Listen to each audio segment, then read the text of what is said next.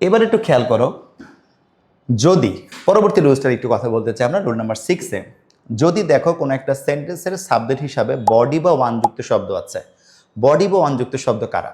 যেমন everybody, everyone, somebody, someone, nobody, none, এই যে শব্দগুলো এগুলোকে বলি আমরা বডি বা ওয়ান যুক্ত শব্দ। এই সমস্ত শব্দ যদি থাকে ট্যাগ কোশ্চেন করার সময় আমরা দে ব্যবহার করব। সাবজেক্ট হিসেবে সবসময় আমরা দে ব্যবহার করব।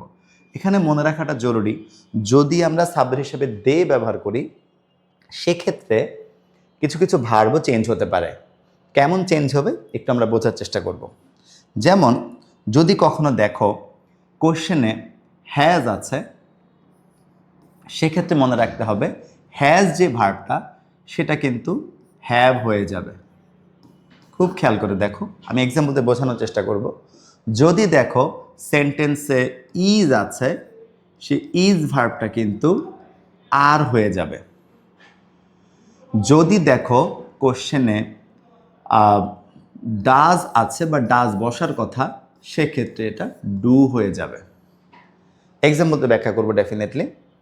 আরেকটা জিনিস খেয়াল করে দেখো, যদি দেখো কোশ্চেনে কখনো ওয়াজ আছে, সেই ওয়াজটা ওয়্যার হয়ে যাবে। আমরা কয়েকটা এক্সাম্পল দিয়ে ব্যাখ্যা করি, খুব খেয়াল করে দেখো।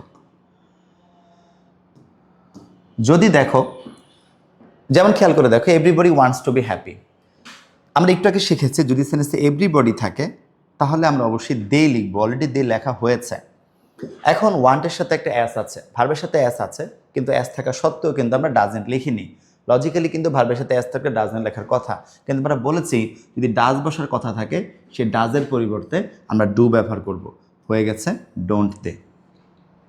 সেম একইভাবে nobody believes a liar, nobody থাকলে তো আমরা দে লিখবই সাবজেক্ট, ভার্বের সাথে অ্যাস ছিল, লজিক্যালি ডাজ হওয়ার কথা ছিল, কিন্তু আমরা বলেছি দের সাথে আসলে ডাজ বসে না, সেক্ষেত্রে আমাদের লিখতে হবে ডু দে।